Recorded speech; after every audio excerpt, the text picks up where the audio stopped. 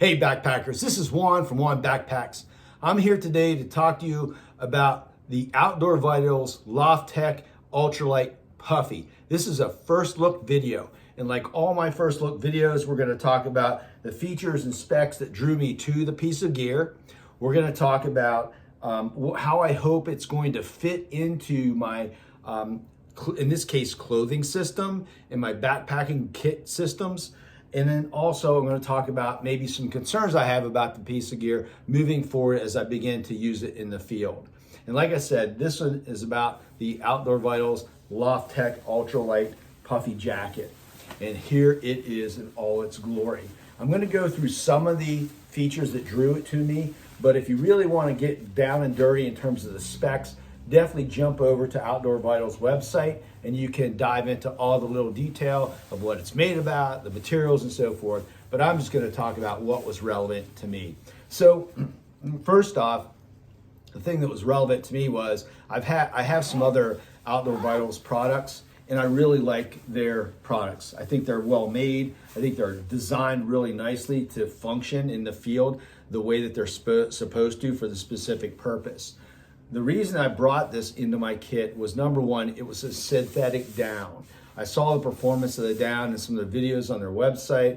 It looks a lot like actual real down in the way that it looks, but it's water repellent, not waterproof, water repellent, and it can keep you warm even when the jacket gets wet. That really was an important key selling feature for me in terms of this Loftek jacket, because I needed something when I'm backpacking on the East Coast. I have a down puffy I use out on the West Coast in places where it's drier, like in the Sierra, but I didn't really have anything that if it got damp over time, over days out in the woods, out in the field, backpacking, or if it got wet by accident because of rain or whatever. It rains, sleets, and snows here in the wintertime all the time.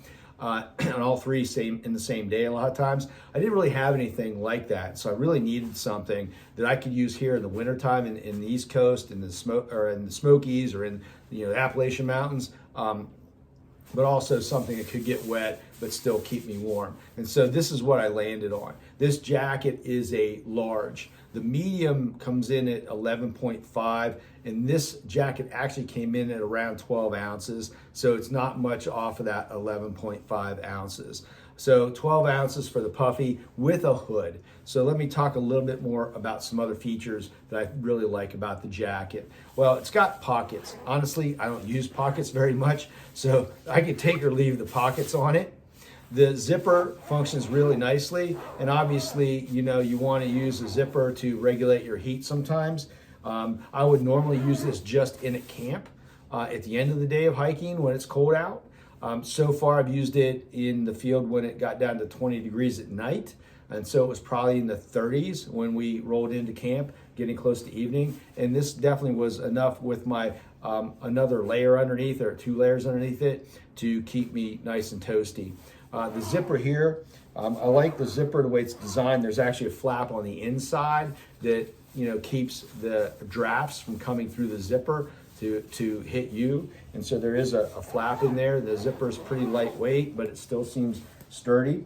It's got a little drawstring at the bottom, so if you needed to tighten it down.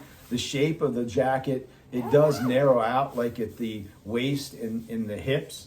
And so I wouldn't call it like really super athletic cut, but it definitely isn't boxy. I know that some of the earlier versions maybe of this jacket were more boxy. Are people talking about this? This doesn't seem boxy to me. And again, this is a large, so I could fit a couple layers underneath it. The sleeves have elastic around them, and they actually have little loops here. You could probably use these loops if your hands are getting a little bit cold. I hate full gloves. And so for me, this was, again, something that drew me to this product, because it did have these loops where I can literally just do this, and I can still cook. I can still work on things, work on my tent and so forth, and just have a little bit of warmth for my hand. A lot of people don't realize, but there are a lot of veins in the back of your hand here. And if you can keep that warm at least, The rest of your hand is going to stay pretty warm too, because your blood flow, most of your exposure for your veins is in the back here. So I really like that for this reason. A lot of times I only use gloves in the field anyway they're fingerless. Like when I'm backpacking, when I'm fly fishing, even in the coldest of times, I'm using fingerless gloves most of the time. So I really like these a lot, and that's something that drew me to the product. The other thing was the hood. The hood design is, again, a lot like the other hood designs that Outdoor Vitals makes. And it's got this really nice head shape with a little bit of in this case, it's not elastic around here, but it's actually a drawstring. And so I can literally draw down the hood right here on both sides. So it's got one elastic string on both sides. It's like a bungee system, and I can pull it in and tighten it down a little bit. You can see I tighten it down without even doing the zipper. And then if I need to, I can take the zipper and really cut down on any draft. You can see how nice and tight this fits around my head. There's no real gapping there. And I can even, again, close it down using the drawstrings on both sides. And that was another thing, the hood design on Outdoor Vitals gear across the board, anything they have with hoods on it, really is an excellent design and performance. And so I like that a lot about the Outdoor Vitals Loftek, puffy jacket. The biggest thing is it's got pit zips. Yeah, look at that. It's got pit zips on both sides.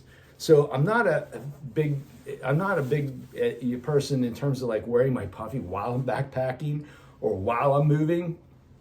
But if it so happens that it is that cold where I have to wear the puffy, and there have been rare times when I've done that in the morning for maybe the first hour, I've thrown on a puffy to backpack a little bit, knowing that I'd have to take it off pretty quickly.